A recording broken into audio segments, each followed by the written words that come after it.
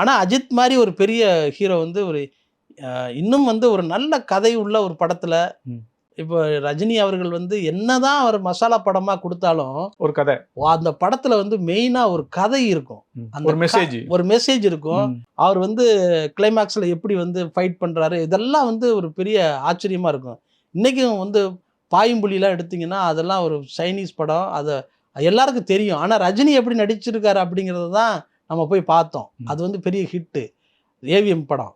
இது மாதிரியான ஒரு கதை ஆக்ஷன் ஹீரோவா இருந்தவங்க வெறும் ஏனோ தானோன்னு ஒரு படத்துல நடிக்கிறது ரஜினி வந்து அப்படி நடிச்சது கிடையாது.